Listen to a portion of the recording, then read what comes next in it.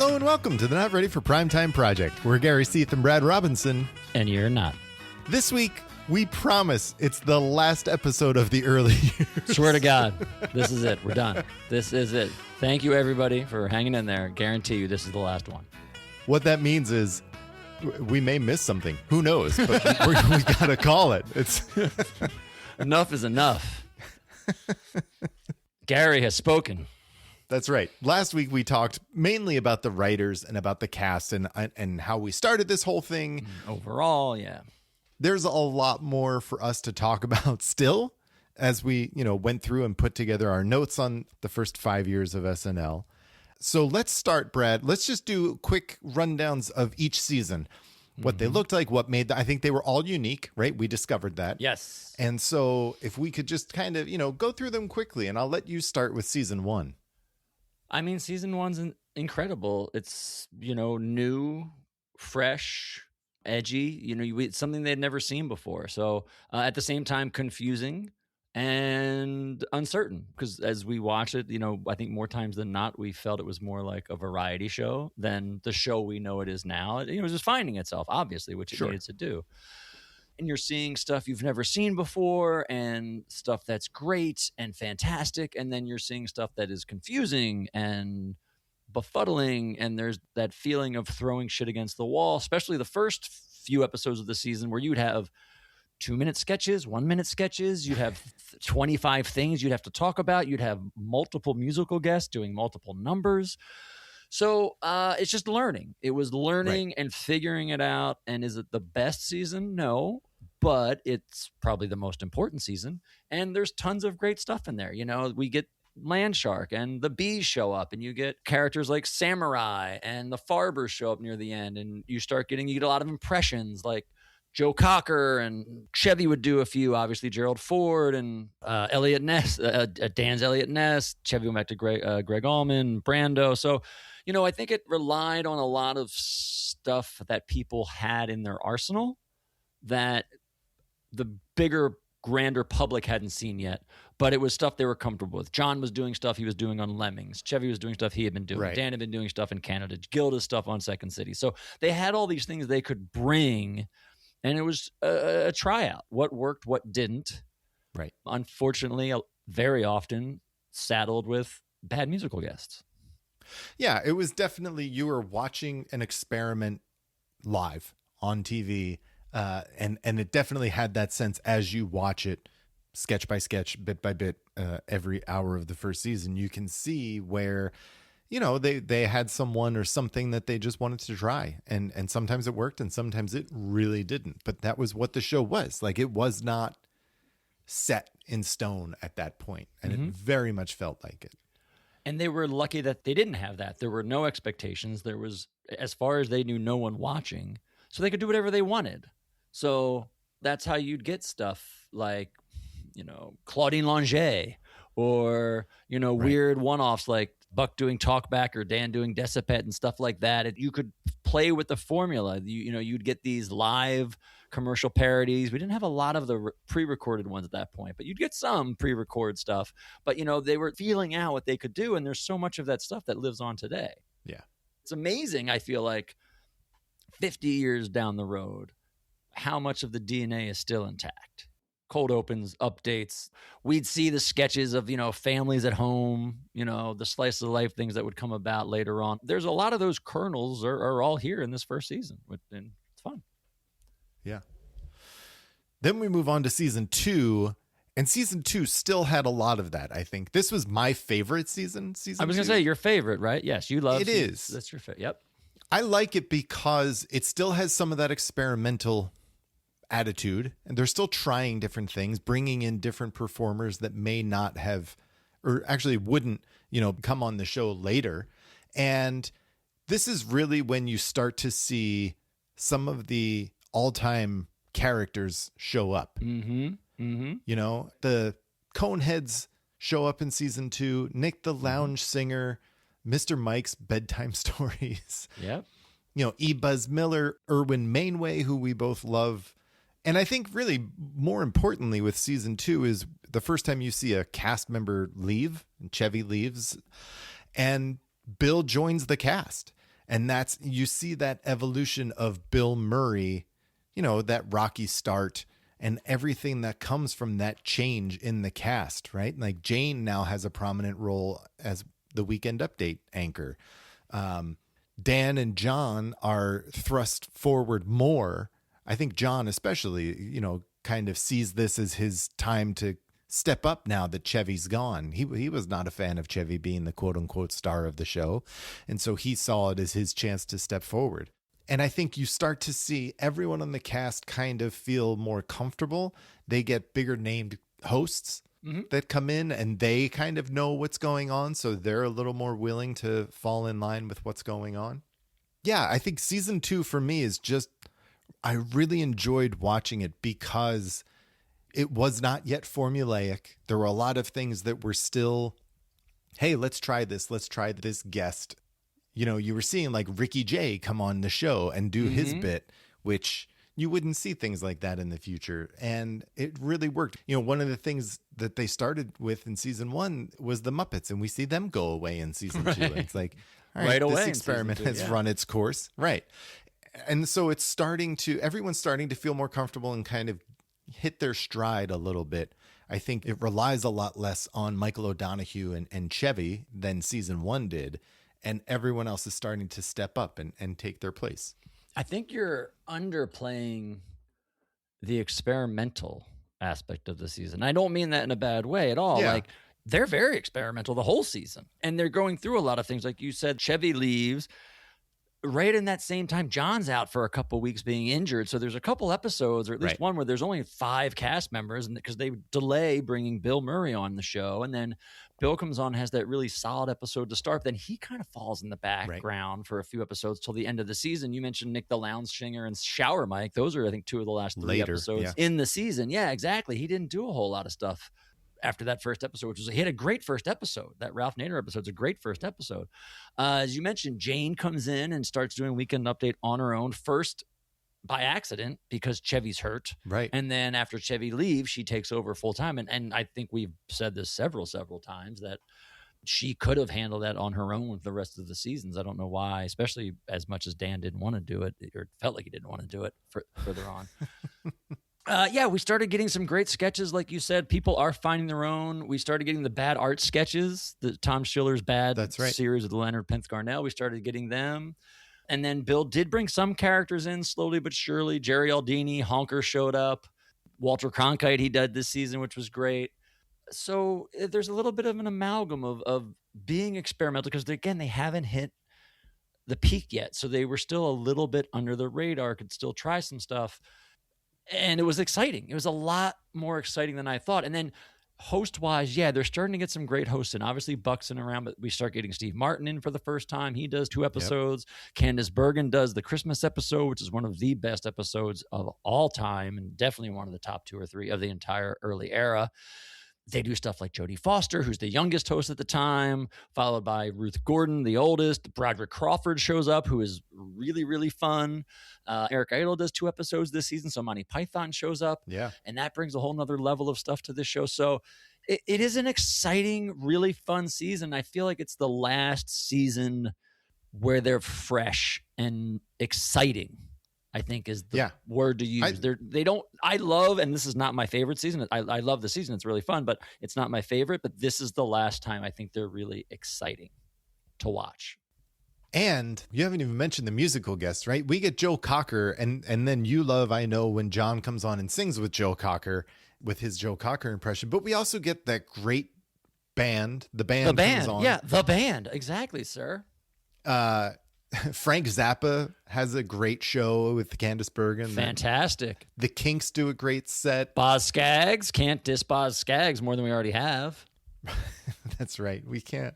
So it's a really good, solid season for musical guests too. It's getting there. I'm easy with solid, because you've got your Brian Wilson, which on paper is good, but that was bad. I think that's the thing. It's on paper. But you got your Rye Cotter, Richard Baskin. I mean, all those women that Elliot Gould was sleeping with at the end of the season who did that episode. I don't even remember who they were, but I couldn't figure out how they were on the show. And the Garrigle sisters? Yeah, and some other woman, excuse me. I don't remember. Tom Waits showed up for a song. So they definitely are getting there. It's not as bad as season 1, Right. but it's Right. there. Yeah. All right, let's move on. But it to is a good three. season. I could see how you would like it as your best. I can see that argument, and it's valid. Yeah. Let's move on to season 3.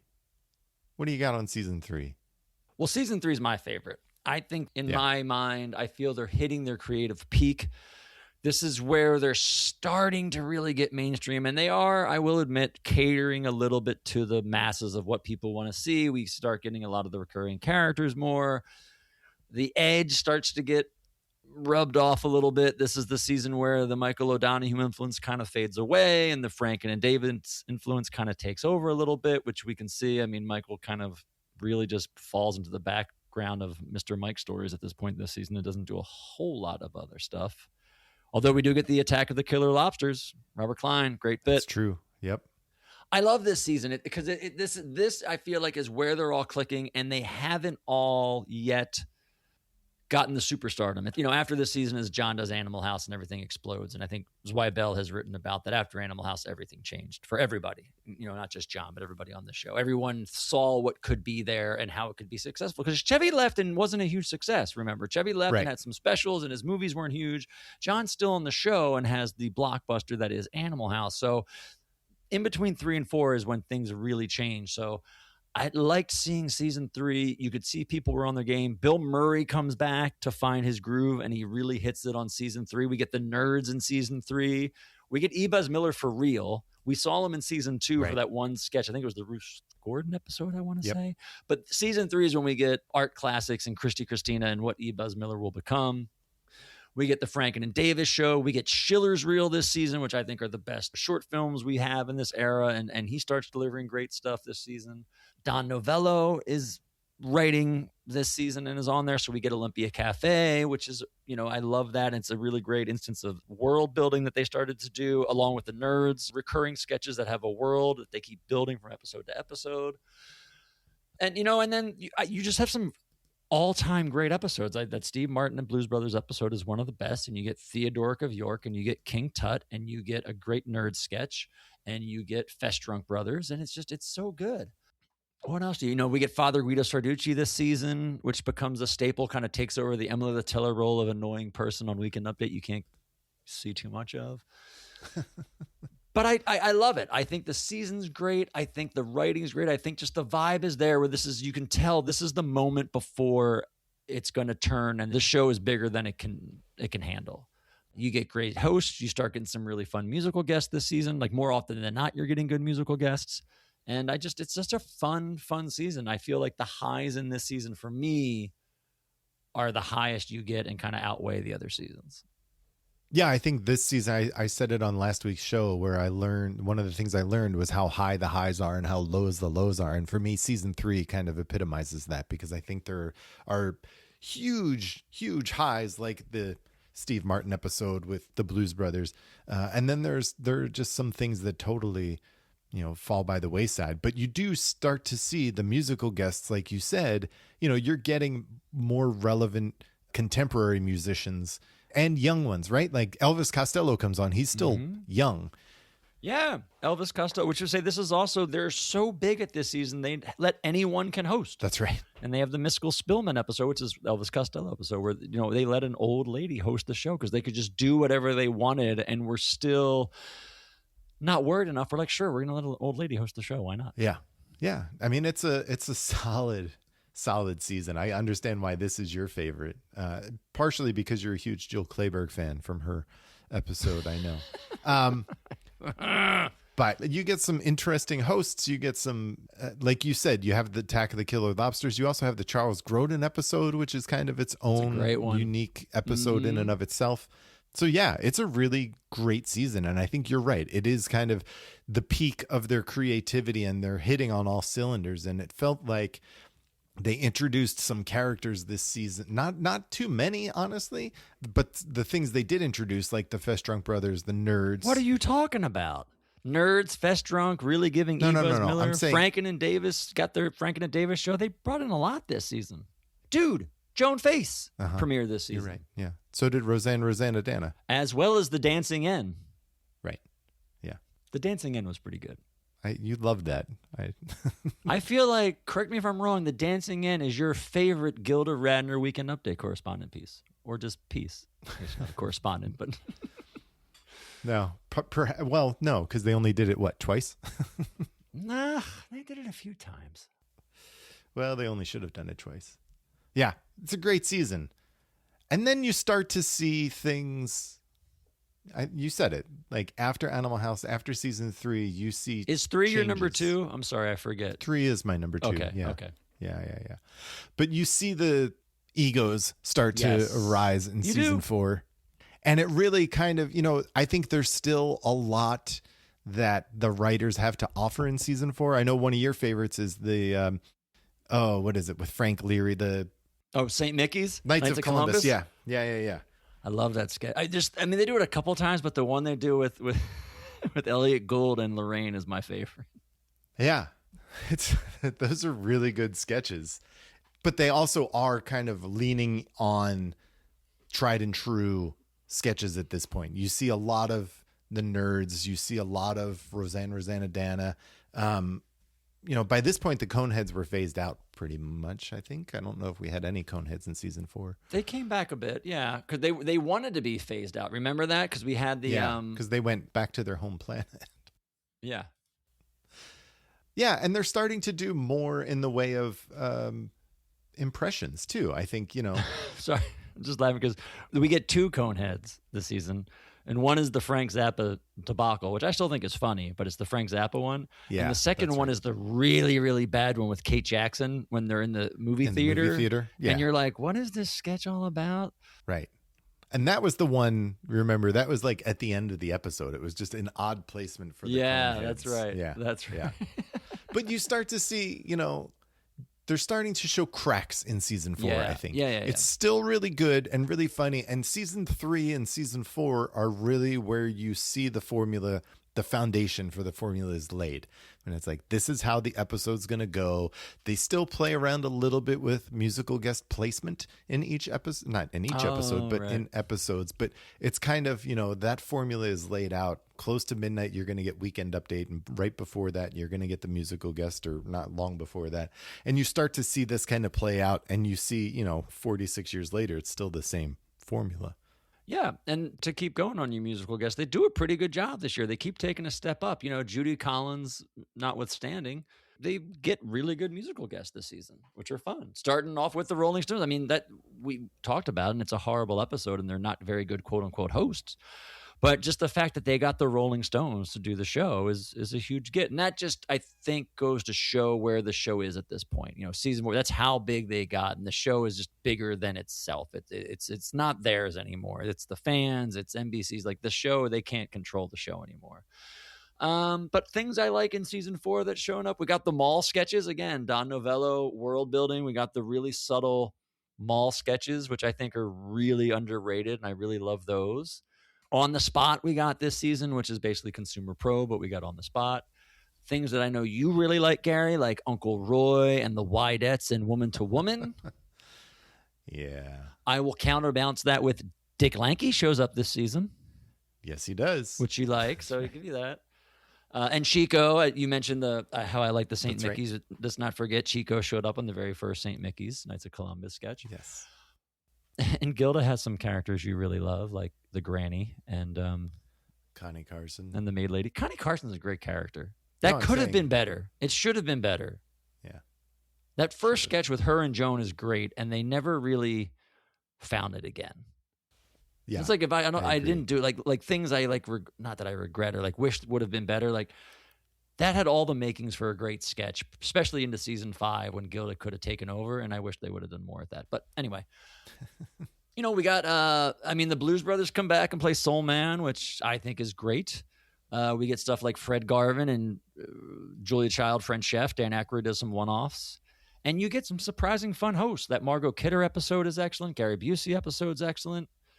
Father Guido Sarducci is doing a lot of fun stuff with the Weekend Update. The Saints, which is one of our favorites when he talks about the Saints getting into the church. But the cracks are there. And were we talking about it on this show? I can't remember if we talked about it or I was talking to somebody else. But Like, this is where you can see John starts to slip. That Kate Jackson episode where John's having issues. Like, he could always hold it together, and when it came time to go on air at 11:30, he was fine. Right. We saw that Kate Jackson episode where he's just struggling. So it's all building to the end of something. You can feel it, I think, in the air a little bit. Yeah, it's a good season. I think it's, it is in this season that, I mean, we know now, but even then they knew that John was leaving at the end of the season. Right. Because he had, gotten so big. And it's a shame that Dan left in hindsight, but it's kind of, I don't know.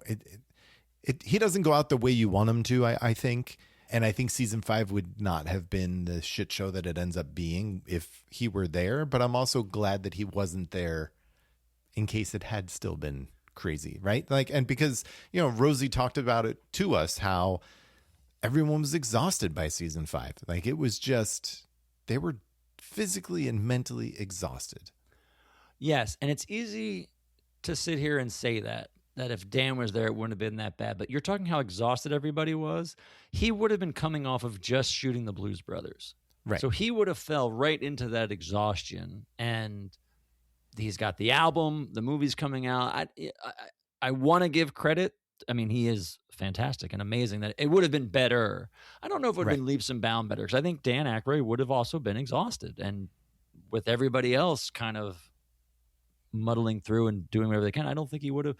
Because I believe, and didn't Doug and Jeff tell us too, Dan would have he was coming back as a performer, not a writer. Right. Which is easy to say. I mean, you're in the midst of it. I'm sure Dan would start writing something. But if he's only performing and relying on other people to write stuff and just like, I'll take whatever I get, what's he going to get? Right. But my counter to that is that Dan never took a sketch off. That's like, fair. He never lazed through anything. So even if he were exhausted, he would have brought it. It would have been interesting. It would have been very interesting to see what would have happened. Yeah. Because 4 is your number 3, right? That's both of ours in the middle. We just switch because I do 3, 4, 2. I do 2, 3, 4. So they're easily our top 3. They're 3 great seasons. They're all fantastic. They're amazing. Head to toe, they're just so much fun to watch.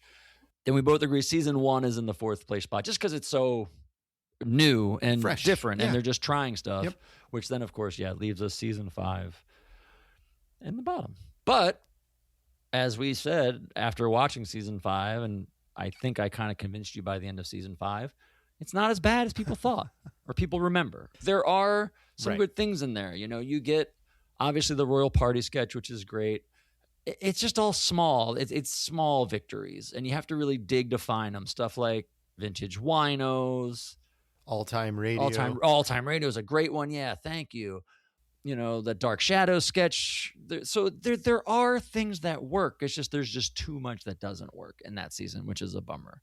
But conversely, the musical guests, I'd say 80% of the time are great, fantastic. Oh yeah, yeah. I mean, I think we both agree that the David Bowie performance is the best. Definitely the best of the first 5 years. Maybe the best. I still put it up. All time. I'll put it up against anybody. Yeah. Yeah, we get the Jay Giles band came on and did a really good performance. I know you loved Chicago more than I did. I loved the B-52s. The Specials. Tom Petty and the Heartbreakers. Yeah, Sam and Dave. That Andre Crouch finale, which, again, just knocks you on your ass. It's so good. With the Voices of Unity. Yeah. I enjoyed Gary Newman. Yeah, there's a lot here on the musical guest side. There's just really it's telling that if you're going to talk about season 5, you're going to find yourself talking more about the musical acts than the sketches and the comedy, unfortunately. Right. But, I think we did realize watching it again, it's really not as horrible. It's definitely not as horrible as some seasons coming up after it. I tell you what, I enjoyed season 5. I know you didn't. I enjoyed it. I enjoyed it for what it was of the last chapter of this story. So that did get me through some of those tough episodes. And there are some really tough episodes, but I don't know. Nostalgia's in there. I put this up. This is easily, I'd say, season 5 in the easy top half of all seasons. Oh, that's interesting. You've got 50-some seasons now. It's not that there's a lot of crap out there. Let's be honest. This one still delivers. You still got Bill Murray. We've said Harry Shearer is excellent.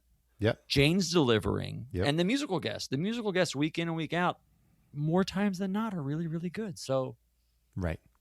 Yeah, you're right. It's definitely in the top 25. Yeah, again, not a great title, but I'm just saying it's not 48 or 49.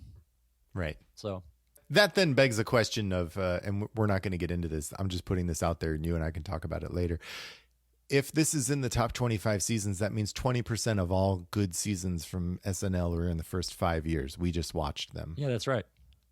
Yeah. Correct. All right. I stand by that. Interesting. Well, I think that's a good synopsis of how we felt about each season overall, right? It was fun. Like I said, it was I'm glad we did it the way we did it. Like I said, we didn't cherry pick. Yeah. You took the good with the bad. So everybody who listened and followed along with us, like, thank you guys so much, because I feel like there was a story to tell. I hope we told it. There was a story to tell of this evolution of this show, and we tried to do it step by step and not jump the gun and do it, quote unquote, in real time. And it was really fun to do, and I think fascinating to do.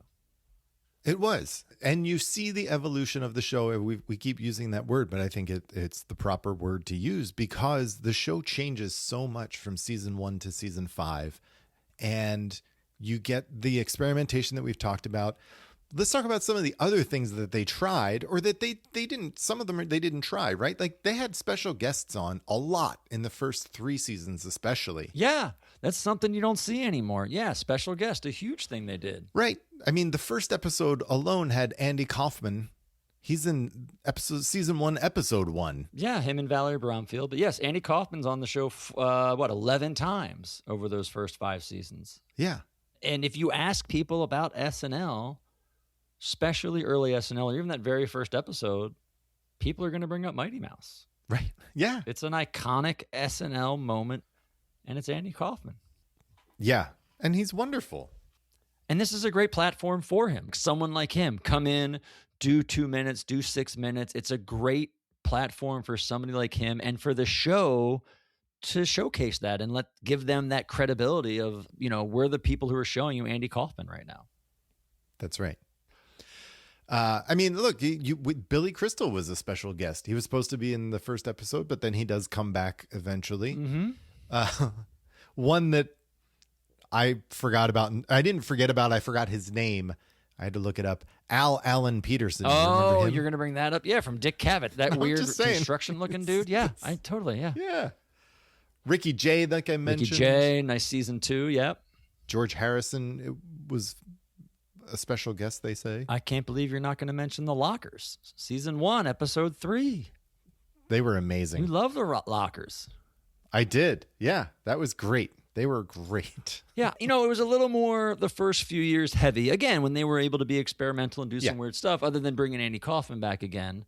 We had Michael O'Donoghue a bunch of times. Master impressionist Michael O'Donoghue would come out. Franken and Davis, you got to remember, were special guests before the Franken and Davis show. They did it 3 times the first 2 seasons. They just came out doing bits, but they were like special guest Al Franken and Tom Davis. And Bob and Ray, season 4. Bob and Ray, I think, is one of the best special guests we get. Yeah, season 4 and season 5, really all we get are Bob and Ray and Andy Kaufman, I think. Yeah. As far as it was mostly guests. Seasons 1, 2. 1, 2, and 3. Yeah, season 3, we got Belzer, right, in season 3, doing stand-up. Because you didn't get a lot Belzer does of one. stand-up. Dame Edna. Ray Charles had that guy was Franklin, what's his name? He did stand-up. We'd get a couple stand-up routines, but not many. You say Denny Dillon in season 1? Did you say that one? We did not. No, I did not say Denny Dillon. That's right. But yeah, it was fun to see the special guests, which they would do for a decent amount of time. Harry Anderson, Sam Kinison, Penn and Teller. It's a fun thing. It's a bummer they don't do stuff like that anymore, because it was a really fun thing to see. It is. It's a shame, but it was fun to watch it. I liked the variety of the acts too. It wasn't like, oh, we're bringing on stand-up comedians only or whatever, right? Well, and it's not surprising why most of them are in the first 2 seasons. The Shapiro sisters, those little girls who danced around on stage, like what? They're just they're season 1. It's like, let's throw it up, see what works. That was strange. Another thing that in hindsight was strange and maybe didn't fit, and we have to talk about it, is the Muppets. I think Yes. I think one thing we forget, or maybe just, I don't know if ignore is the right word, but is how hamstrung the Muppets were, because there were issues with the Writer Guild and Right. about who was writing for the Muppets, who could write for the Muppets. They couldn't write for themselves. This then led to, I think, issues with the ultimate team player, Michael O'Donoghue, which led to problems with the writer's room. I heard that's on his gravestone. The ultimate team player. Him and so John. I don't think, yeah, and Chevy. Well, All right, Chevy's not dead yet. R.I.P. Yeah. Chevy Chase. But I think, Jim Henson wasn't able to do what he necessarily probably set out to do, and maybe what the show or NBC necessarily wanted them to do. And it was kind of used as a device, right? Much like the special guests, it was a downtime to change set, change costumes, like, something that in the later years really was only Weekend Update was that break and musical guests. But there is a pause there for everyone to kind of reset. Yeah, but let's remember, Lorne Michaels is nobody, really, when he's coming up with this show to be SNL. I'll drink to that. Oh, you So mean that? I was waiting how long it was going to take for you to start bitching about Lorne, but okay. No, but, the Muppets are part of the deal. They're getting a new show. Two of the things that, funny enough, didn't work in season one are the Muppets, and I'm sure something we'll talk about soon enough, Albert Brooks, filmed by Albert Brooks. But these were the two of the things they went to the show, or to the network, with, is that we're going to do this show, and we're going to film by Albert Brooks, and we're going to have adult Muppets. Because they needed something. They needed something to get them going, to give the network, okay, it's not only a bunch of kids running the station. So Right. that's why the Muppets are there. Not so much of like giving everybody a break and time to reset. Because I feel like they would have just kept churning whatever you needed out at that time. But it didn't work, as you mentioned, and people didn't want to write for them. They couldn't figure out how to write for them. I think there's only, oh my God, like 2 or 3 that we actually liked, I want to say. Right. Probably the best one is Gilda and Scred, because everyone loves Gilda. Gilda or Lily Tomlin? No, both. Gilda does one with Shred, and then Lily Tomlin sings with her on the episode she hosts in season 1. Both of them. Yeah. And the only pseudo sketch of theirs I liked was that Anthony Perkins episode where they were in a restaurant. He was in a restaurant, and the Muppets kind of took over the sketch. Yep. Because they had a bit before that when they were trying to get on the show and talking to Anthony Perkins. Right. Like, aren't you the host? Can't you pull some strings? And so I like that. And then they, as you mentioned earlier, season 2, episode 1, they do Muppets Morgue when Lily hosts again. And the Muppets are all gone. Right. I think one of the things we didn't talk about is how watching the Muppets live, filming the Muppets live, that's not the best experience for the Muppets. Like, they're a much better television experience. And I think that doesn't play live. So the studio audience, I don't know. I just feel like they're not set up to do a live show. That's a good point. In the way that they are. And I think that's probably something that we didn't touch on. I didn't think about until I was writing up my notes for tonight, but I think that's part of it too. You're right. Yeah. There's a reason that they learned what worked and what didn't. And then, what is it, a year later, the Muppet Show's out? Not even a year later, and it's a huge success. So, yeah. They figured it out. Well, yeah, they also got to do what they wanted to do at that point, Right. but that'll be our next podcast on the Muppet Show. You mentioned Albert Brooks. Let's talk about the short films, because this is something that, like you said, came in season 1, episode 1. They said, we're going to have a film by Albert Brooks. He does, I forget how many now, but he does a number of Albert Brooks short films, and it doesn't really work all in all, because he's Albert Brooks, and he probably spends way more than he should and takes too long to do these things. But he sets the template for, we see Gary Weiss, and then, like you said, Schiller, and they, we still to this day see different iterations of this. We see more pre-tape stuff now than ever, I'd say. Yeah. Yeah, absolutely. But I think there were a few Albert Brookses that I liked. Go on. I liked the Operation one. That was the one that was so long they had Yeah, a that was only. commercial It was break in so the middle. long they had to cut it into a commercial break. Yeah. I know. There was the audience research film. I enjoyed that one. I will say that the audience research one was funny. The last one he did 6 all in. Yeah. And The sick in bed one. the sick in bed I was like fun. that And that super season one where it was all kind of TV show trailers Yes. or promos. So Right. they weren't horrible. You know, it's funny. It's the thing, and I can't believe we haven't talked about this yet, but it's another thing where I feel like the show over time has just shit on them enough where you are meant to believe that the Albert Brooks films aren't good. They weren't meant to be there. They're not part of SNL. Do you mean our show? Because you spent the entire first season shitting on Albert Brooks's films. No, you know what? I'm just not an Albert Brooks fan. That's the problem. But he did set the mold, which I will give him credit. I don't love Albert Brooks. That's just a personal taste. But he did set the mold for stuff, as you mentioned, Gary Weiss. There you want to talk somebody else we shit on. Gary Weiss, that dude made over 40 films on this program. 40 films. Yeah. So you're going to have some ones that don't hit. And Gary Weiss was very weird. He would do some weird stuff at times, but he'd also do some great stuff. Yeah. Often with Buck Henry. The two that come to mind are that one where he's shopping for toilet seats. And one of the very, very first ones he does is Buck goes to like some small town in upstate New York and just talks about who's funny. Right. And he's talking to local people about who's funny in town. Like, those are great. I love the Elliot Gould one where he goes back to the school where he learned how to be like a child star. Like, that was really funny. He did Homeward Bound, which they replayed twice, I want to say. At least, yeah. Early on, where it's like people coming home from the JFK airport terminal. Yep. The Novelty Shop. Yes, I have that the one. woman who owned the Novelty Shop, which was a lot of fun. And I think we both love the Broderick Crawford one, where he just went bar hopping with Broderick Crawford on St. Patrick's Day, or at least the week of St. Patrick's Day. The week of, yeah. And it was just him going around his old neighborhood in New York and then talking to doormen. It was great. That was really good. He did one really with Garbage Men that I really enjoyed. Oh, yeah. That's a good one. And then he did some with the cast. He did Body Language with Bill and Eric Idle. That's a great one. And Lorraine, Bill and Lorraine do that thing across the bench in Central Park. Yeah, that's really good. And Eric Idle. Yeah. So he had, it almost was like an easy crutch to bitch about Gary Weiss. But when you look back, he did some fun stuff. He did. He did some really good and really fun stuff. So Steve Martin's Hollywood Home thing. We might have been a little too hard on Gary Weiss. And by we, I mean you. I don't think that's true. Let's go to the tape. Let's keep moving on next. Yes. Mr. Bill. Well, actually, even before Mr. Bill, this is a show that, that first season, we're asking people to send in home movies.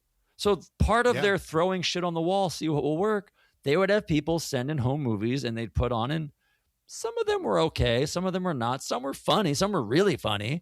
But that's how we ended up getting Mr. Bill. Mr. Bill was a home movie that came in season 1 and then did a couple more after that, season 2 and 3, before they hired Walter full time in season 4. And then it became, an Emily Latilla and a Rosanna Dana, and one of the biggest characters on the show.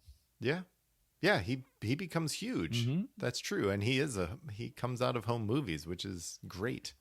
That's really funny. Yeah. There were some funny home movies. Like you said, there was one called Just a Home Movie, and it was just a movie of someone's house. Oh, right. Remember? Yeah, I do. Yes. I really liked that one.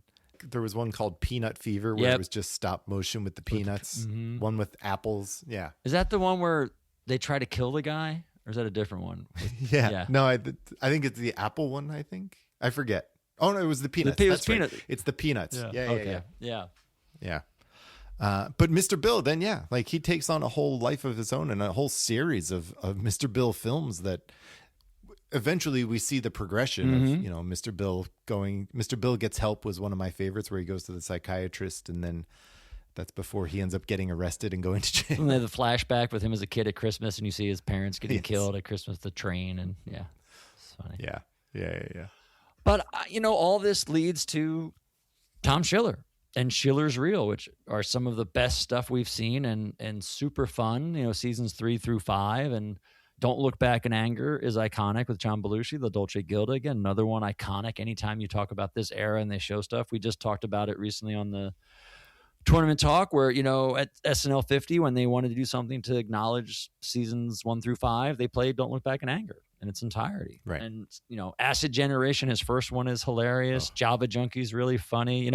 We've said it every time. He's always doing different films and different styles, and they weren't always the funniest, but they were always different and unique. And as again, we mentioned, the ones with the cast were always great, but he did so much great stuff that I think Schiller's Reel is easily the highlight of pre-tapes of this era, at least the short films, I should say, of this era. Yeah. I think short films is good. I mean, there were other pre-tapes too, like Pong is something that we saw a few of those Pongs. You hated Pong. Am I wrong?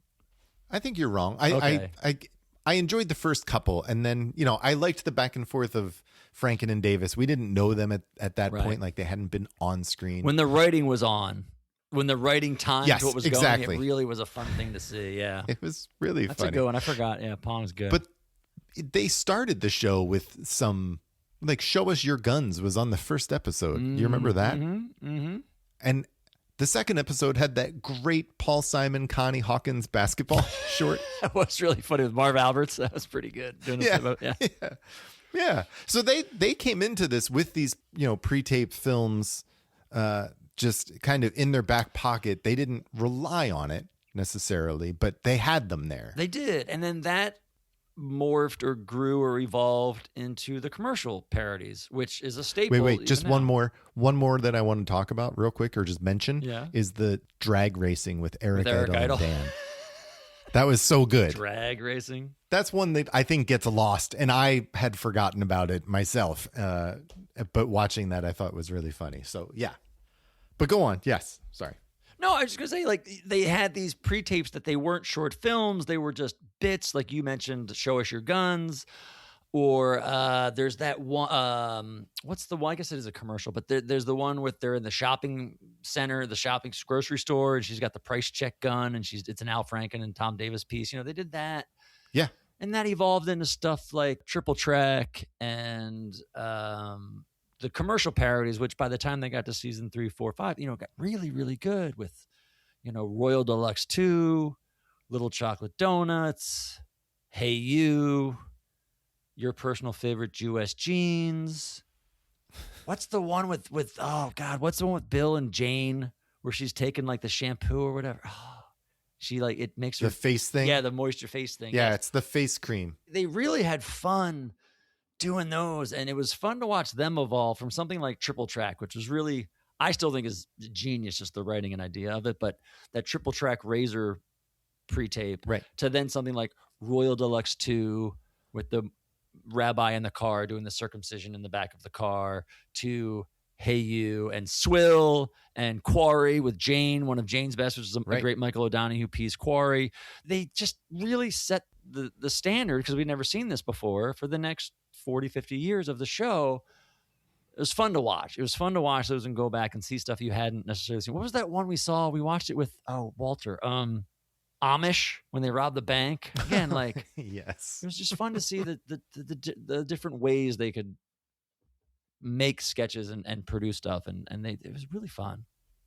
It was. And you get, I think the pre-tape sketches, some of them started early on too, like the Triopenin, right? Like when you with Chevy in his hands, he's trying to open the thing. Yeah, of course. Yeah, totally. It's really good. The Wrigley's at the funeral. Right. The Spud Beer with your boy's wife. Spud Beer, right. Yeah. Yeah. Puppy Uppers, one of your favorites. Puppy Uppers is great. We give that puppy some Puppy Uppers. There's the feed bag one. With Chevy after he left the show. Yeah, and then he does that. Let's not forget Elvis Presley's coat. That was a Walter Williams piece. That's a pre-tape. When he was a writer. That's a good one. Yeah. And yeah, I mean, there's so many pre-tapes that are so good. You get the Rovco line, the Rovco Pocket Pal. Right. The Dave Thomas thing that he wrote that Dan took. Yeah. Yeah. Yeah. I mean, this is what's fun. Just talking about it now is like, I'm not going to bitch about current SNL, but there's all this different stuff we're talking about. over 5 years, pre-tapes, commercials, commercial parodies, live stuff, Right. but short films. I feel like it's just gotten so homogenized. It's one of the things I really loved about going back and watching this is watching all this new stuff. Even in season 5, Yeah. you'd get some different stuff. You'd get a weird commercial parody. You'd get a weird straight to camera. And I love that they would do that this entire era. And it's really, really fun to see. Craig's Traveler's Checks was from season 5 with Jim Downey. Downey. I'm home. I am home all the time. I'm not going anywhere. Call me whenever. But you also get the live commercials, which are great in and of themselves. It starts with New Dad from the first New episode. Dad. That's really good. And Jamatol. Jamatol. Yep. And the Academy of Better Careers. Like those 3 live commercials were all in the first episode. Okay. Which like going back and looking at were really funny. Then we get the series of Polaroid commercials, which were actually commercials that the show got paid for. Yeah, the actual live commercials, right. Right. And then you get great ones like Mel's Char Palace. Mel's, of course. Which was a runner. The H&L Brock. The new Shimmer, the floor wax dessert topping. Mm-hmm. Speed, the Ann Beats Oh, piece. Ann Beats doing Speed is great. Yes. Bass-O-Matic. That's obviously. And then Bat-O-Matic, of course. Don't forget that. Bat-O-Matic. Crazy Frank. Is that the Mohawk Master or whatever? Is that? No, Oh, Mohawk Crazy Master's Frank different. was like Crazy Frank Eddie. was like Crazy Eddie. Yes, Yeah. and then Mohawk Yeah, was yeah. like one of the Rovco products was Mohawk. Yes, What was the other one? exactly. What was the one? No, not Roach Motel was Maureen Stapleton, but they did one. Chinch Ranch. Yes, Chinch Ranch. Yeah. Yes. Yeah. What else? Oh, 2 guys who were lawyers. It was Dan and Fred Oh, I Willard. forgot about that one. Yeah, that's a good one. Another good one I liked was the Evelyn Woodsky slow reading course with Ray Charles. Yes. Yeah. Rovco Swiss Army gun. Remember that? Where Dan has like a giant Oh, the big Swiss Swiss Army thing? Yes. Yes. Oh, there's so much. No, they were so Spessy good. Pack. It was so fun. What was the one that Jane did? Oh, God, it was one of the worst horrible episodes. Was it like Nutrafix or something like that, where the family all got a shot of something? Yeah, the shots. It was Nutrafix, Yeah. right? Something like that. Yeah. I think it was Nutrafix, yeah. That was like, I forget, oh God, because it was, I remember being a horrible episode, but it was like the only thing we liked in that episode. The Martin Sheen hairspray. That was a really good one. Mommy Beer. That was one of the last ones. I think that was That the was last the one. last one. I think it was the very last one. Yeah. Yeah, it was good. What was the Steve Martin one with the watches? Him and Gilda, was it dog watches? This was early. Yeah, I can't remember now. Oh yeah, it was like Phytoflex. That's what it was. It was Steve's first episode. He does the thing where like the dog has the watch and it's like a Saint Bernard or something like that, or a German That's Shepherd. right. It's holding. It's so ridiculous. Yeah. Not surprising, season 2. No. But anyway, Yeah. United Face Bank. there's so many. Oh God, with Jane, so many good ones. Yeah, so good, Yes. so good. Yeah. It was really good. I mean, just that, right? Between pre-taped commercials and live commercials, that if you walked away after 5 seasons and just had this list that we ran through very quickly, that would be a lot. Yeah, I mean it's cliche, but they set the standard. Well, something else that this show did that wasn't a staple in every show like it is the musical acts and the types of musical acts that they had on the show. I think, we ran through it as we talked about the seasons, how there are certain seasons where they are the strength of the show, season 5. And you see this evolution of the musical guests, get more relevant as the years go on in the first 5 years. And I think we get some of the best musical acts of all time in those first 5 years. I agree. I'd say like if I had to pick my top 5, which is tough, I'd say the Kinks. I think that Frank Zappa from season 2, when he does the Christmas episode with Candice Bergen's fantastic. I think Elvis Costello, both, I think it is a good performance, but just what it was for being on live TV where he stops and does radio, I'd put up there. David Bowie is just obviously my number 1. And another one that's in the top 5 that might surprise you, but maybe not. UB Blake Gregory Hines. Yeah. Great performance. Yeah. That one is number 10 on my list. Okay. So I have it up there. I did rank mine. I ranked mine. Okay, so if I go from 10 to Go 1, ahead, run through it. I have Bette Midler closing out season 4. I don't want to hear your shit. I have the Blues Brothers from season 3. Patti Smith Group season 1. Grateful Dead the first time they came on in season 4. Billy Joel in the number 6 spot when he came on the Chevy Chase episode for season 3, I really loved. And then 5 through 4, Kinks, Gregory Hines, UB Blake, Elvis Costello 3, Frank Zappa number 2, and David Bowie number 1. All right. We have some overlap, and we probably have less than I would have thought. My number 10 was UB Blake, Gregory Hines. Number 9 was Elvis Costello. Okay. 8, Bill Withers. Loved that performance. 7, Patti Smith. 6, Andre Crouch in The Voices of Unity. I had him honorable mention. I was going to bring it up. You have to acknowledge it. It was so good. Yeah. It was only one song. So good. Yep. Okay. Number 6, Grateful Dead. Season 4. Yes. Mm-hmm. What? I have more than 10. Wait. 8, 9. I did 12. So these are my top I had 12. a couple others, but yeah, okay. Fine, whatever. Yeah, so Elvis Costello and UB Blake would have been my honorable mentions. My top 10 then were Bill Withers, Patti Smith, Andre Crouch. Devo was number 6 for me. Mm-hmm. Number 5 was the band. Whoa! Did you say the band? I did not say the band. I thought it was too personal. So. I did not say the band. I thought you would have. I think that was definitely influenced by you that I had the band there. Number 4, Frank Zappa. Number 3, the B-52s.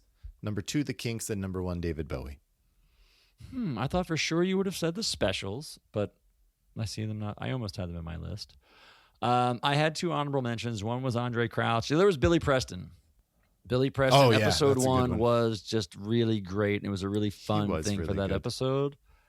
And it's not a single episode, but it's like, if you're going to show up this many times, you've got to make a list. I got to say Paul Simon, like an overall Paul Simon, when he played with Art Garfunkel in season 1 was great. And then he comes back on and pulls out George Harrison. The second time, it's like, there's some good stuff in there. Yeah. It's counterbalanced with him and James Taylor sucking everything up. But that Art, again, if you're on the show 6 times in 5 seasons, you're gonna get that. 2 others that I think should be mentioned. Phoebe Snow. I think she was excellent. Her voice. The second time she was on. And Gil Scott-Heron. I thought it was great. True. I really enjoyed his performance. Can we go through who I hate? Because there's a few. Yeah, no, let's go. Let's knock these out. Ry Cooder, Betty Carter, Neil Sedaka, Martha Reeves, Desmond Child, Leo Sayer, Andrew Gold, The Roaches, Judy Collins, and Anne Murray. Not once, but twice. Wow. And that Marianne Faithfull episode's pretty horrible. And not to be outdone, Tom Scott, you SOB, playing with Chevy Chase is no prize either. Yeah, that's horrible. It's a horrible list. Sorry, Neil Sedaka. I think it's impressive that was all just from memory. Oh, you know which ones I you just hated rattled. so I didn't even much. look it up. I just rattled them off. The only one I looked up was Anne Murray. She's like, she was on twice, wasn't she? God damn it. That's a bummer. Sorry, Anne Murray. I left a few off too. Anyway, let's just keep going. I'm sure you did. I know you did. Okay. Well, we always talk about musical guests and hosts together. So let's talk about hosts. Okay. Let's talk about our favorite repeating hosts, but we're not going to include Buck and Steve because that's just we know where they are. Of course. So I'll go first here. I had 6 hosts that were repeat hosts that I really enjoyed. Okay. Number 1 for me was Madeline Kahn. Mm-hmm. Number 2 is Michael Palin. Oh, okay. Number 3, Elliot Gould, followed by Robert Klein, Eric Idle, and Candace Bergen. Yeah. I had 5. I didn't have Michael Palin. I didn't love the Michael Palin, but I had Robert Klein, Madeline Kahn, Candace Bergen, Elliot Gould, and Eric Idle was my favorite of the returning hosts, not named Buck or Steve. Yeah. Eric Idle just took over the show in a good way, and he made it into his own thing, and it was so good. Elliot Gould, and I feel like I've said this a couple of episodes, I'm not a big Elliot Gould fan, but his episodes are so fun, so much to the point where they don't let him sing and dance in season 5, and I get pissed. That's right. That's true. And Robert Klein, he's a stand-up. And I think he's really, really good in the episodes he's in. He's great in the second one. Season 3, he's great in season 3. It's a great episode. It's an all-time episode. But in season 1, he's good with ABBA. Like, it's got moments. It's got some things. It's a surprising... I'm glad he came back. And I remember we talked about, I think he had issues with Lorne and contracts of like not coming back again. It would have been fun to see him back again. And Candice Bergen makes it even with her. She did 3 episodes, but her number 2, that Christmas episode in season 1, is not good. In season 1, right? Yeah, the season but she 1 more than makes up for it in season 2. Yes, yes. I mean, I will also blame Martha Reeves a lot for that. Anyway, sorry. Yeah. Well, then, what about one-time hosts? There's obviously a string of one-time only hosts. My favorite was Charles Grodin. I really liked that episode. I really liked, like you said, like Eric Idle, he kind of took over that episode with his sensibilities and his sense of humor and made it his thing. So he was my favorite. Who was your favorite? As a host? Yeah. This isn't the episode per se, but the host. And this could be recency biased. Strother Martin, man. I got Strother Martin at the top of my list. The dude did not have a bad performance. Nothing was bad in that episode. Buddy, imagine if you had seen Cool Hand Luke. Yes. How much you would have enjoyed that episode. If I had any context episode. for that episode, that or Invasion of the Body Snatchers, if I knew anything that they were talking about. Yeah, I Strother Martin's on my list. I also had Peter Boyle. I really enjoyed him. I enjoyed that episode. You loved Peter Boyle. I remember that. Yeah, janitor in the fridge. Dueling Brandos. One that I think kind of gets lost, but I really enjoyed it, was the Ray Charles episode. Oh, yeah. Yep. Yeah. He's on there. Carrie Fisher's on there for me. I liked her as a host. I enjoyed Fred Willard. I had Strother Martin, like you said. Ted Knight was another one that I really enjoyed, and I wish that they had a little bit more for him. Same with Bob Newhart and Howard Hessman. The 3 of them, I enjoyed them very much, but I kind of wish they all had more to do, especially, I think, Howard Hessman. Yeah, so my top 5, I had Strother Martin. Number 2, I had Richard Pryor. I think it's an amazing episode. It's great. I know we kind of say how much of it is like Richard versus SNL, but it's a great episode. I love Richard Pryor. Gary Busey, I have number 3. The Gary Busey episode was a lot of fun. Yeah, you really liked that one. I did. Ray Charles was my number 4. Fantastic episode, start to finish. And I have Margot Kidder in my top 5. Yeah. That was a great episode. And then I also listed, I think almost everyone else you said is like 6 through 10. Charles Grodin, Howard Hessman, Fred Willard, Ted Knight, and B. Arthur. I thought as hosts. Yeah. It wasn't the episodes per se, but like their role as a host. Yeah. I love B. Arthur is another one that I wish had more to do. Yeah. Well, everyone you're talking about is season 5. I know. No, I know. We said it. Like Howard Hessman, Ted Knight, B. Arthur. Great hosts, and you wish they would have had better stuff. Yeah. Yeah. Who were the hosts that surprised you the most?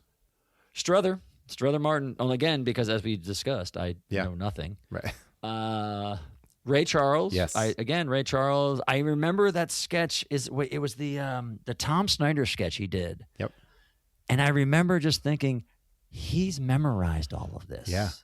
He knows all of that. And so like and he's funny. He's funny in that, and the sketch where they try to rob him at the end. And he just does a great job. He's a great host. But he surprised me. I expect nothing.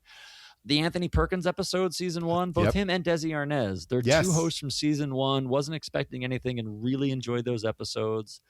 And then Christopher Lee, who was not expecting him to be funny, and he was really funny. Kate Jackson was better than I thought she would be. I really enjoyed that episode. And for a guy who literally sat in a chair for an hour and a half, Broderick Crawford. I agree with all of those. I don't know if I'm more surprised that he sat in a chair for the entire episode or I enjoyed it, but both of them surprised me. No, I think that's true. I think you definitely, we talked about this at the time, but the charm of Broderick Crawford totally comes across and you want to enjoy your time with him. I think you said it at the time, like, just go sit next to that guy at the bar and you can spend an afternoon and a night. The only other additional, because I had everyone you had on your list. I also had Richard Benjamin because I did not know what to expect from him, and I really enjoyed him. I could see that. Yeah, sure. Yeah, no, he's great. He's great. And if you're like not knowing who he is and you go into it and you're like, oh, Buck Henry Light, sure. But very good. Yes, I agree. Yes. Oh, let's swing the other way. Can we please? Yeah, I'll just I'm gonna go get a drink while I let you rattle off what you were disappointed in, or what hosts you were disappointed with. Well, come to no surprise, I was extremely disappointed in the great Cicely Tyson.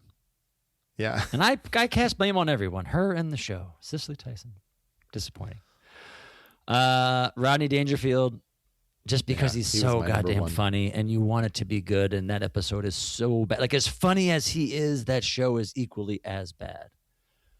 yeah, I put Cornelius Chase, not once but twice. yeah. He's like the Anne Murray of hosts, if you will. Because both of his episodes were bad, and as bad as season 3 was, season 5 was even worse. I will also say Terry Garr. I wanted more out of Terry Garr. I don't know why, but I blame her for that episode. Same with Shelley Duvall. I think Shelley Duvall was a horrible episode, and I think a lot of it falls on her. I, of course, do not like Richard Dreyfuss. We'll just move on. And Richard and Frank Zappa, which it's not a train wreck as we talked about, but I think you just wanted so much more from that episode. It's SNL and Frank Zappa. This should be so great, and it just wasn't. And so those were the hosts whose episodes I was most disappointed in, for whoever's fault it was. Those were the ones I was, because of expectations or whatever, most disappointed in. Yeah, I also was disappointed in Dick Cavett. I'm not really sure why, but I thought I would get more from him. Or the first, because the first one definitely. Yes, the first episode for sure. You know what? I went back to look, because we should say Dick Cavett does hold the distinct honor of having an episode where it received 0 best bits. In 5 seasons, we found something in every single episode to award a best bit, except for Dick Cavett season 1. And I went back to look. So I was like, maybe we were wrong. We were just being assholes. No, there's nothing there. No. I was like, okay, I'm going to go back and, retrospect, give a best bit. And I looked at it and I was like, no, that was all bad. Yeah. Yeah. The other one who disappointed me, and I'm not really sure why, was Burt Reynolds. Oh, no. See, I expected nothing. I was ready for shit.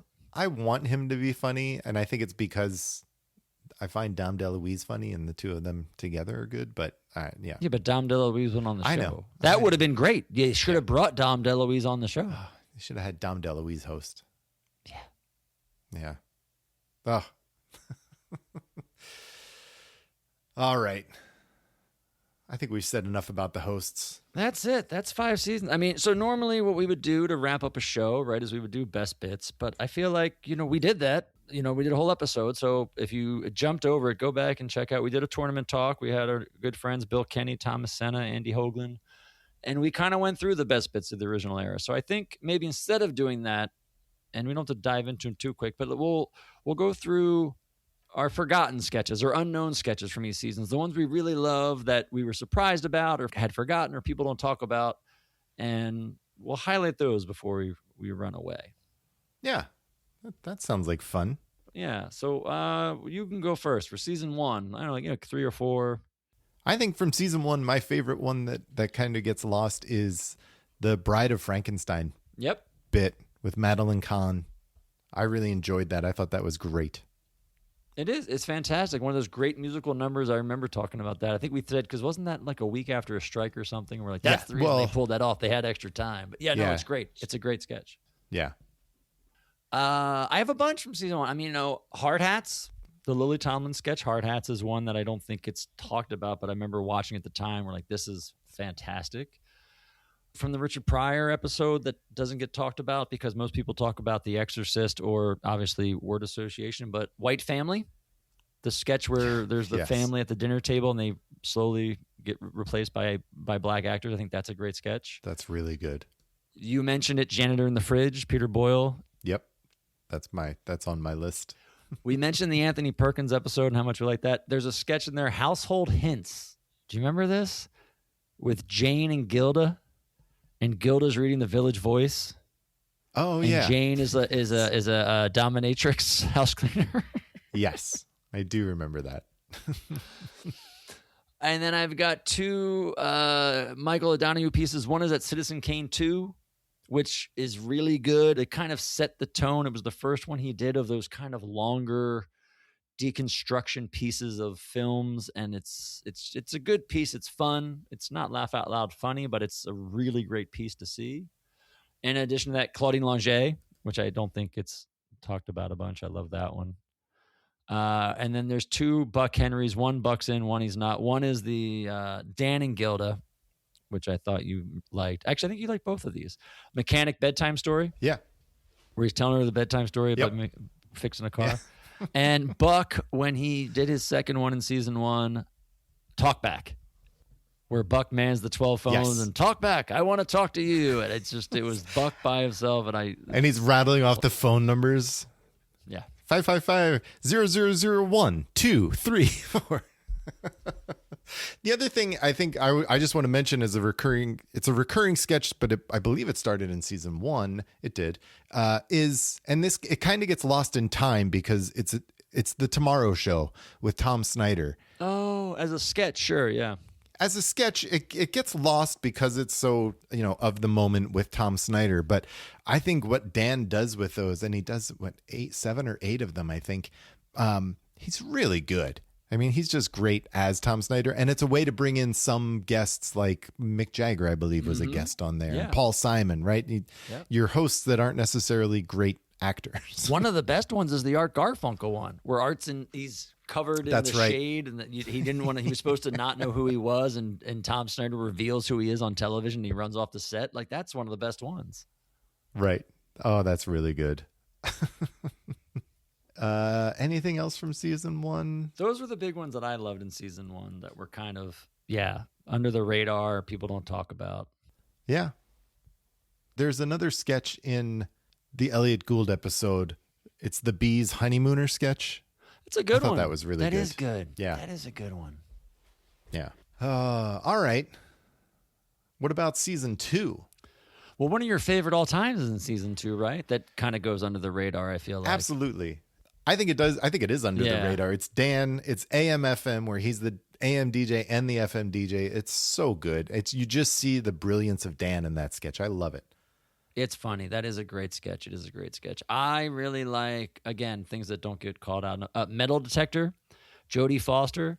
Bad episode. There's not a lot in there, but that sketch with Brian Wilson as a security guard and Dan walks through the airport metal detector with all the metal. Just so absurd. Yes. Another absurd is the snake handling O'Shea's of Norman Lear's. Oh, that's a good episode. One. Yes. Family of snake handlers. When this is back again, early season 2, so they didn't have the money, so it was done on home base. So there's just a bunch of chairs around home base, and that's like the makeshift set. This is back before they would make actual walled sets for everybody. One of Lorraine's best pieces, and again, we've talked about how she was reluctant to do recurring bits, but she does that Barbra Streisand Me performance. Yeah. And it is out of this world. And there's no intro. It just comes in and she sings that song Me. And it is one of, if not the best thing she does on this show. And it's just so good. And her performance is just spot on and it's smart. And the dialogue, if you listen to what she's singing about herself and me, it's everything clicks. It's great. Love that one. We talked about this on the tournament talk, but the reunion Marilyn Miller lunch counter sketch with Dan and Jane, I think, is one of my favorites. Yeah. Well, I think Maryland slice of life sketches as a whole unit in itself. They don't get enough credit for how good they are. Because when you look back, people are talking about comedy and what's laughing, and a lot of those aren't laugh out loud. You got to be in there for the long haul. 2 other ones I had. Steve Martin, when he does the sketch of Pull the Plug, when he's the doctor and John's in bed and they're talking to Jane and Bill, the parents, about whether or not to pull the plug on the kid. And that's a really funny one that kind of surprises you as being good. And there's a sketch, and I believe this is O'Donoghue's too, but tell me if I'm wrong. The Lucy A-Bomb. Yeah. The take of Lucille Ball working on the assembly line, but now she's assembling atomic bombs, which is from the Roger Crawford episode. Really funny. And I think all of those is just an example, if you look at all of them together, just how all over the place in a good way season 2 was. Yeah. 2 other ones from that, or from the same episode. It's from the Ralph Nader episode, the Old Man Phone Company, and that's just sure. that's just Bill. It's Bill's first solo sketch. Bill. First time we've ever seen him on camera was that sketch. Yeah. And then the TV execution, where Bill's the director Sure. doing the rehearsal for the execution. I think that's a really good sketch that gets lost. It's a fun one. With George Benson, the musical guest, showed up in that sketch. That's right. Yeah. That's right. That's right. I feel like season 3 is harder because everyone knows so much of season 3. Yeah, I could pull some out if you want, or if you have them, go for it. Well, I think one we mentioned earlier was the Mohawk Master commercial. I think that one's really good. I know you liked that one. Yes. Yeah. I really liked the Stunt Baby sketch with Buck Henry. Yes. It's a great one. They did it again with Stunt Puppy, but Stunt Baby is fantastic. What else? What have you got for season 3? I love 2 from the Ray Charles episode. Again, stellar episode. One is the ending yes. with the Monet painting bit. I always love when Mr. Mike comes out and they try to give him the Monet painting and it's not there. I think that's hilarious. And I think for whatever reasons, they don't bring that up anymore. As well as Young Caucasians. The sketch where they all come out and they're singing the Motown songs. The Young Caucasians, I think, is really funny. I love that one. We mentioned it before. I don't know if this is under the radar, but the whole Attack of the Killer Lobster bit with Robert Klein, I feel like that doesn't get talked about enough. And I think it's hilarious. It's one of the only times, right, at least a handful of times, where there's no good nights. The show ends with everybody dying and the place under fire. And then there's a voiceover of it's Davis. Tom Davis and Michael O'Donoghue, I think, are doing the voiceover about what to do. So I think that's just fantastic. It's really good. I mentioned Royal Deluxe 2. I think it's one of the best commercial parodies that they've done. You mentioned the Charles Grodin episode, the Simon and Garfunkel bit, when he comes out playing Art Garfunkel in the wig, is brilliant. That's really funny. And I think this is lost through time, but the David Susskind show, that Richard Dreyfuss of it with the Mother's Day, David Susskind, I think those are at a couple others, but those are the main ones. Those are the ones I think, again, just stuff that was really funny. And because, as you mentioned, there's so much good stuff in season 3. Yeah. All of this stuff. The Hercules. I was just going to mention that. The Hercules recording. Yeah. Brilliant. So good. Yeah. Yeah. Even the stuff you forgot in season 3 is top notch. It really is. It's really good. That's funny. There's the seagull thing with Michael Palin. That was funny. Oh, yeah. All right, Brad. ¿Quién es más macho? Oh, my God. No, really? I don't think that's under the radar. Like, I think that one's talked about enough. All but right. season 4, one that I didn't remember until we watched it. Maybe I didn't know it, was what was it? Beach Blanket Bingo. Yep. Beach Blanket Bimbo from Outer Space. Beach Blanket Bimbo from Outer Space with Carrie Fisher. I thought that was really fun. That was really good. Scotch Boutique, which sets off the mall. Yeah. That's really good. Mm-hmm. What else we got? There's a weird Twilight Zone with Ricky Nelson where they go through all of the old school 50s TV shows. Yeah. That was interesting and fun. What else? The Widettes? I thought you would have said Name the Bats. That Michael Palin episode. Shit, that's season 4. That's yes, season no, 4. that was my number 3 on my when I laid them out That's ranking. what I thought. Name the Bats. Name the Bats, where they put John and Gilda in a barn. Oh, it's so good. I don't want to know what kind of bats. You're supposed to name the bats. Is that a fruit bat? No, name the bats. Also, the sketch where the set was falling down. Oh, the set was not in good shape. Yeah, that was great. I think it was my favorite sketch of the season. I'd say Pepsi Syndrome. I think a lot of people don't talk about it. I think it's a great sketch. Yeah. Only because, as I mentioned before, they never did enough with this Connie Carson character, but the first Woman to Woman on the Frank Zappa episode with her and Jane Curtin, I think, is an amazing sketch. I think her and Jane are phenomenal. It's a great one. Yep. Speaking of great performances, Lorraine Newman, child psychologist, Kate Jackson, where she plays, Kate and Bill, and they go in to talk to the psychologist. I think all 3 of them. It's a fantastic sketch. And one of my favorite Father Sarducci bits that we don't talk about a bunch is the last brunch. is hilarious when he talks Oh, about yeah, the that's a bill good for the one. last brunch. I think Bill it's for funny. the So those are mine from season 4 that I think are all stellar that we don't talk about. I really also liked from the Michael Palin episode the what if Superman was German? Is that the Hitler one? Yeah. Yeah. You would like that one. Yeah. Yeah. That was good. That was a good what if. It's one of the rare It was. instances where the dramatization of the what if actually Yes. worked, because I think it's the only one I think where it worked. I think it is the only one that actually worked. Dan as Superman. Mm-hmm. Season 5, I feel like everything is lost. We talked about this before. Yeah. Everything is lost to time except for Royal Party. Yeah. But there's some things in there worth talking about. For me, it was, and I mentioned this earlier, French Camp with the Strother Martin episode. I really, really like that. I think it's really good. I mentioned Martin Sheen Hairspray, something that is lost. Speci Pack. Oh, right. Yeah, that's a good one. With Bill, Yeah, when that's Bill a good tried one. to be a spokesman early in the season. Yeah. Yes. Yes. The Landers Files, where Jane is Ann Landers, and How great is Jane? how great There it is. Jane? We got it in one more time. My favorite sketch from season 5 after Royal Party, that doesn't count. All Time Radio Oh, sure. with Harry Shearer. Yeah. Really good. Just reading the time. One that I didn't know until I watched this was Deer Crossing. in the You'd Steve love it. Martin I episode. love that I turned you on Deer Crossing. I went back I and know. listened to the episode, and you were like, I don't know. No. Like, I turned around and said, yes, you fucking, yes. Deer Crossing is a Yeah. great one. It's so Yeah. stupid. It's a weird place for a deer crossing, don't you think? Yeah, I don't know. Why'd you put it here? The cow crossing's a mile down the road. All right, thank you. Yeah. You can cross here if you No, want. I'm good, no man. way. They got to stop, right? Fucking so funny. What else? There were a couple from the Richard Benjamin Paula Prentice show that I really liked. Joey Bishop fans.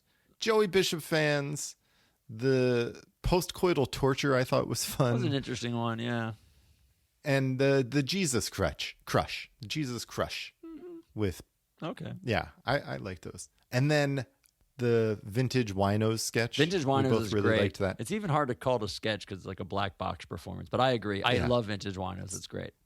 And I really liked Talk or Die from that episode too. Oh, Michael right. Palin comes in for that. That's the 100th Yeah, episode. yeah. Yeah. What else? I like Joey Bishop fans, as I said. Dark Shadows, that Martin Sheen sketch, because I really like Gilda Yeah. playing a little girl, but not an annoying little. It was like a different version of a little girl, Yeah. and it was really fun. It was a fun way to do it, so I like that. I love Substitute Judge from the horrible Rodney Dangerfield episode.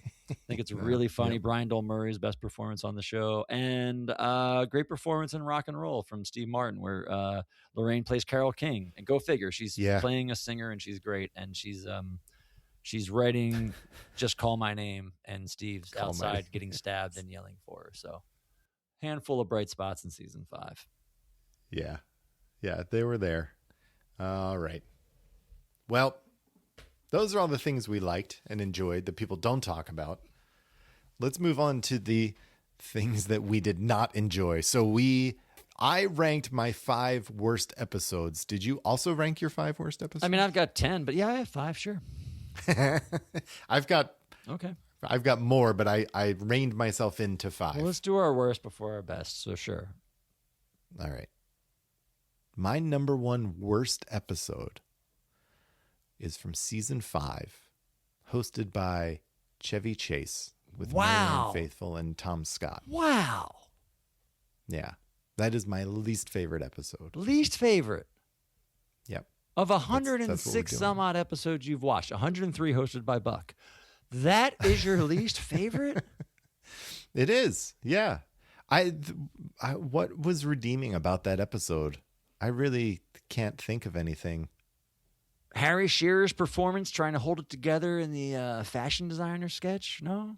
As Mr. Blackwell, right? Is that what? No, yeah, it's just yeah. because it's like Or he's public not Mr. access. Blackwell It's on some that public one? access channel. But remember, Oh, like okay. Chevy's so fucked up and the Yeah. microphone. Cold. It has a Yeah, decent and cold he's being open. a dick. Al Franken doing Kissinger in a cold open. Not bad. Al Franken's Kissinger was good. That cold open wasn't great though. And then, like you said, Chevy's all messed up and screws up the game show sketch horribly. He then performs with Tom Scott, which is no good. Marianne Faithfull's performance is horrible. It was just that's my least favorite episode. It's funny because I thought you liked the Bell Arab, so it's interesting that you say this. Oh, I've never liked the Bell Arabs. Leland Palmer, Schiller's Reel. Yeah, it's fine. It's not even as. It's not like it's buoyed by my favorite Schiller's Reel ever. It's just it's a decent Schiller's Reel. Okay, fine. All right, get on and tell us why you hate Cicely Tyson. Because it's the worst episode of all time. It's the most horrible episode. I get upset when I see it. There's nothing good in it. I know. That is the worst episode. The stuff they put that woman through. Granted, I heard, she wasn't the most pleasant woman to be around, apparently, in that episode. But still, like, the sketches. Maybe it's because they were giving her so much shit. Probably. She's like, fuck you, Al Franken. Yeah. I mean, the cold open is horrible. With John playing some type of a Chinaman and then yelling at Jane. You go to a monologue with Garrett in drag with Cicely calling him out, luckily. But you get Elvis Presley's coat. Yeah, in a rerun. It's a rerun. You get the talking heads. You do get talking heads, which... They're better than Marianne Faithfull and Tom Scott. They're better than that. They are a good performance. It doesn't even pull us out. You get a horrible... Whiteettes come back for their second time for some reason, and you put Cicely Tyson, of all people, like anyway, oh my God. Yep. Then you have that horrible Shaw sketch where we see Gilda's granny character, whatever the hell that was, and Cicely's relegated to sitting on the couch next to Dan's Jason character with zero drop the cow references. Oh my God. That's right. You get a horrible black perspective with Garrett and her, which could have been good. Nick the Rails makes zero fucking sense. I think this is the first Nick the Lounge Singer that made no sense whatsoever, where she's like a convict handcuffed to Andy Murphy and going to Florida or something like that. Yeah. It does nothing. You get a horrible ex-police sketch where they're beating up on Jane and Lorraine for possibly being lesbians. Right. I'm not even going to mention Frontier Midwife, where the entire joke is about raping Cicely Tyson. But somehow... And you get La Television. La Television. You get the goodbye of La Tele finally in some weird Porky and Bess situation, which you kind of feel like they were setting that up to be like a new recurring bit, and it failed so bad. I hate this episode. Yeah. I don't get angry about much. Like, legitimately. Yes, you do. No, legitimately, I don't. I've known you for 30 whatever years. I hate this episode. I hate this episode I with know. a passion. I can tell. Oh, God. I fucking hate this episode. It's not even a contest for me. Anyway. For your birthday coming up, we're going to have a screening of this episode at the Cicely Tyson Theater in Philadelphia. Just for you. This is so bad. It's so bad on so many levels. Not funny, insulting. Oh God. It's almost as bad as the Burt Reynolds. And my Burt Reynolds didn't make the top 10. Anyway, sorry. That's my worst. My number 2 is Burt Reynolds.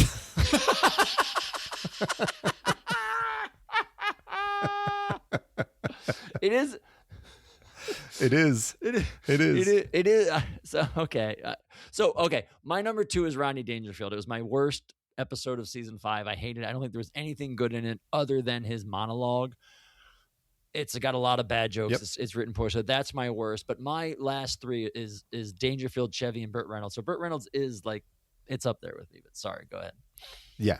No. I mean, it is a horrible episode. It is just...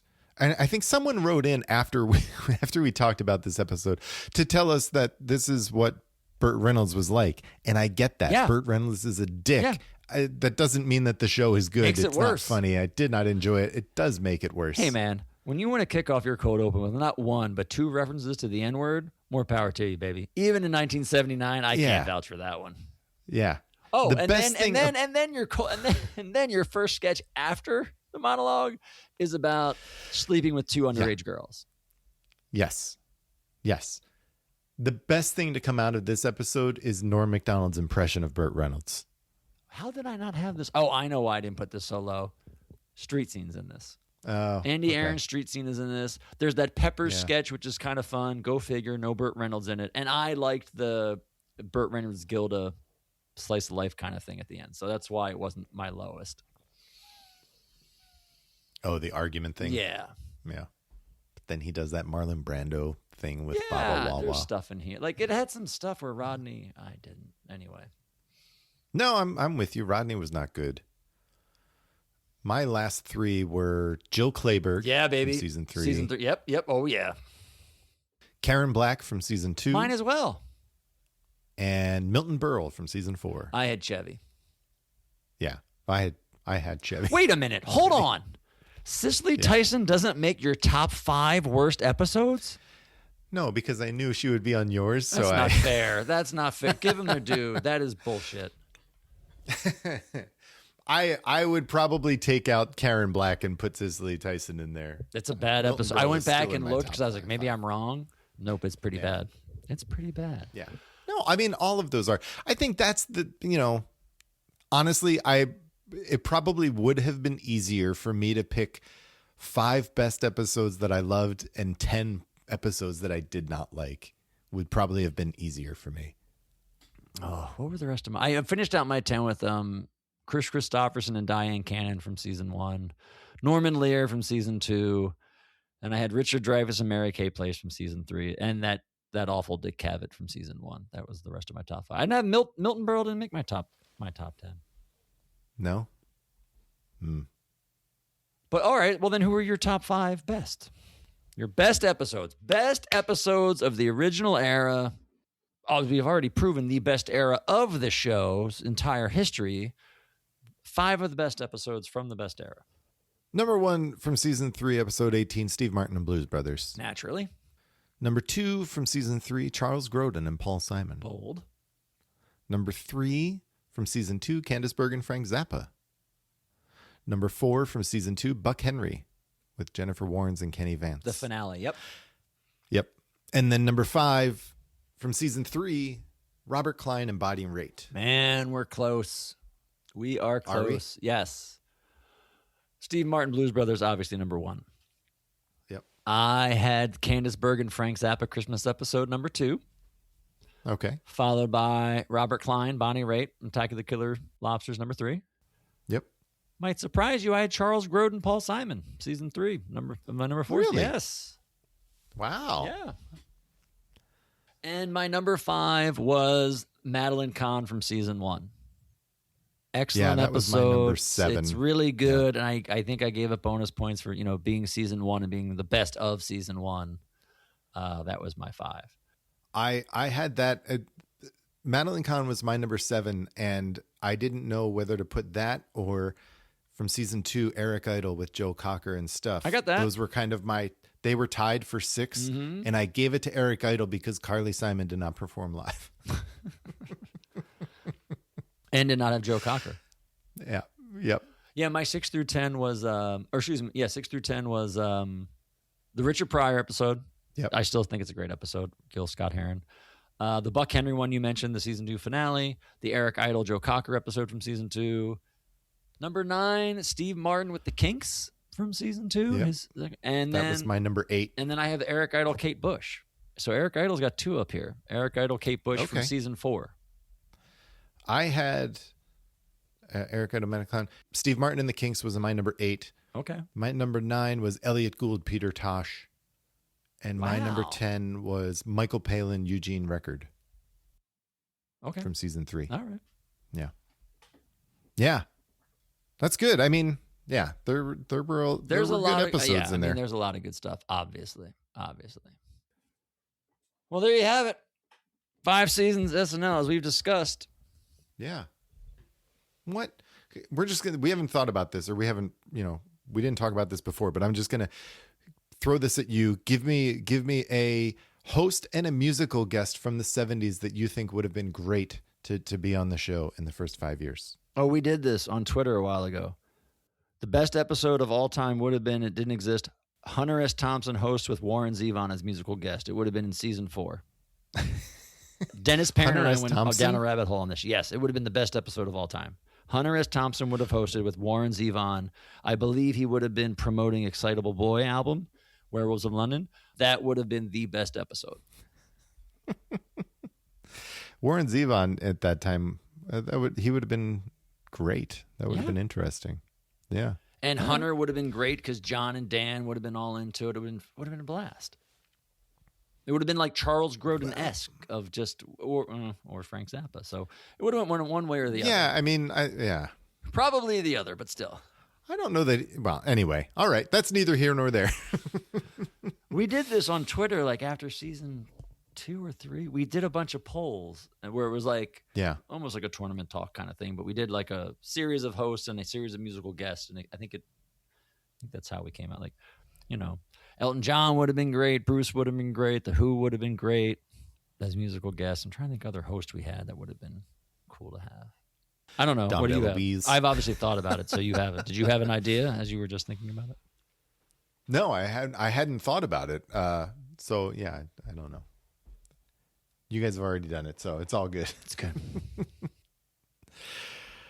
That's it. That's it. This is the end of the early years. I think we've knocked off everything. We've talked about it extensively. I'm sure there are things that we didn't talk about that people want us to talk about, but sorry.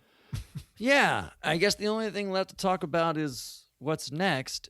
And since we have no idea, let's just do some thank yous real quick and delay it even longer. That's good. So, so obviously, if you're still listening, thank you to everybody who's listening. When we started out doing this, we had no idea if anybody would listen, let alone be upset if we stopped. So thank you for everybody who has listened, is listening, continues to listen. In all seriousness, like and follow us wherever you are. We'll have some stuff coming out. So if you want to know what's going on in the future, like and subscribe and follow wherever you are. And we'd still love rating and reviews. But all kidding aside, from the bottom of my heart, thank you, everybody, for giving 2 shits and listening. Yeah, really. Thank you for listening. Thank you for subscribing and listening repeatedly. It has been fun. It's been fun to hear from folks and get some feedback, good and bad. We do enjoy it. And like Brad said, we didn't know if anyone would listen to this other than maybe people that know us. And it turns out that they didn't.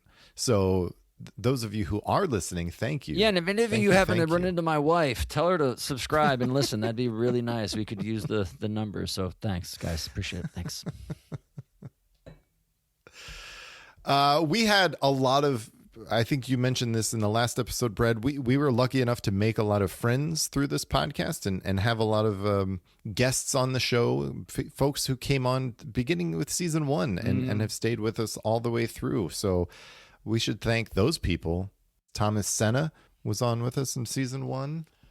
John Schneider from the Saturday Night Network was one of our first guests. Andy Hoagland, Ian Vermeglich. Yeah, thank all of you guys. Everybody who's been on the show, but those are the guys who, when we were nobodies and had no idea what the hell we were doing, not that we do now, but they came on season 1 with us, and all of them were on this season, right? Yeah, season 5. So they've been with us since the beginning.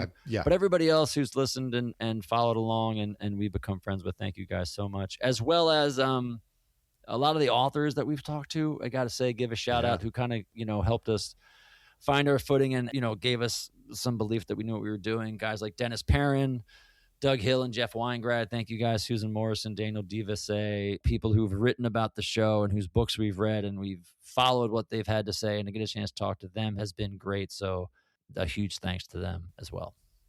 Michael Streeter, Mark Malkoff. Yeah, it's been great. And the support has been phenomenal. And we're very lucky. We did the series of tournament talks with a wide range of folks who went on there with us and duked it out. That was a lot of fun. So thank you to everyone who did that.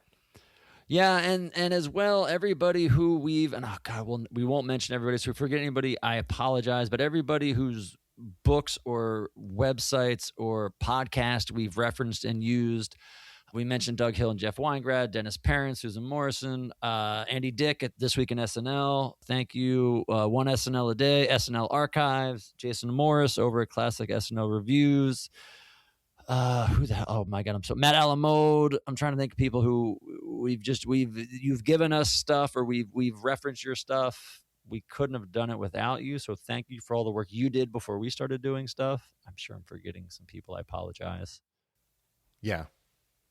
Some authors who agreed to be on the show and then didn't show up. Yeah, that guy. That's funny. Yeah, it's been great. We're very fortunate. Thank you to everyone. Yes. Thank you for listening. Thank you for participating if you did.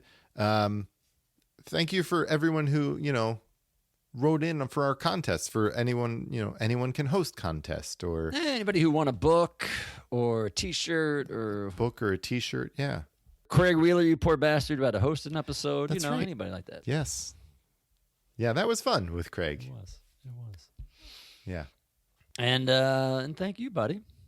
Yeah, thank you. For saying yes. Yeah, thank you for thinking of me. It was great. It's been fun. I think we're not totally sure what's going to happen. Yeah, we can answer the big question. Future. What's coming next? Ready? Here it is. Gary, throw the drum roll. Here, you hit the button, right? Hit that drum roll button.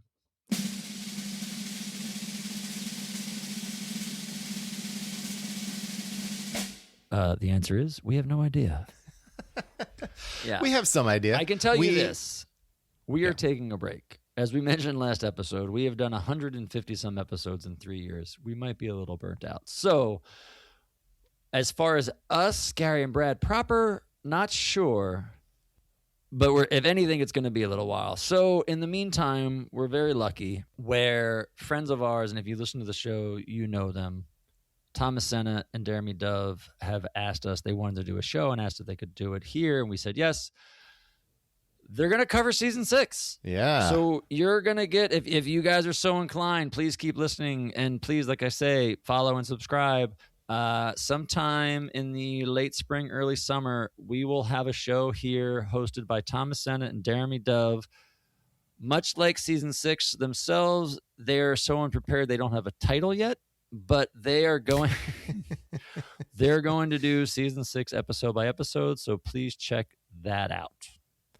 That'll be fun. I'm really glad that they are doing it and we are not for season 6. If you've listened to the show, you've heard them on with us. They're both great. They're both super knowledgeable and they're both really into it. So this is something that they wanted to do, like Brad said. So I'm excited to hear their take on season 6. Yeah.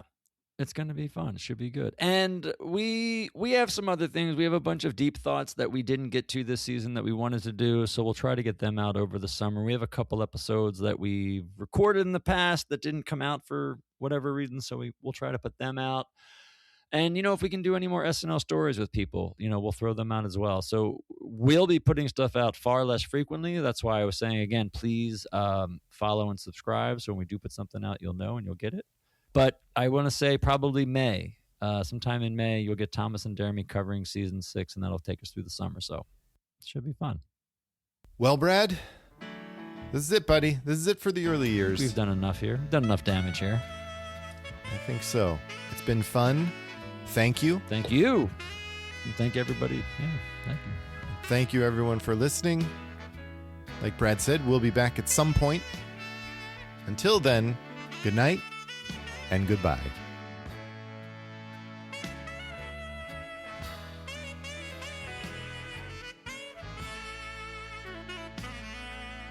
Thanks for listening to the Not Ready for Primetime Project. Please remember to rate and review and follow us on social media everywhere at NR4PT Project. The Not Ready for Primetime Project team is Brad Robinson and Gary Seith. Our editor is Will Bond, who hosts his own podcast with his brothers, Reviewing Doctor Who, which you can find wherever you're listening to this. Thanks for listening. Good night, and have a pleasant tomorrow. Brad, why do you do this? Do you do this to hurt us?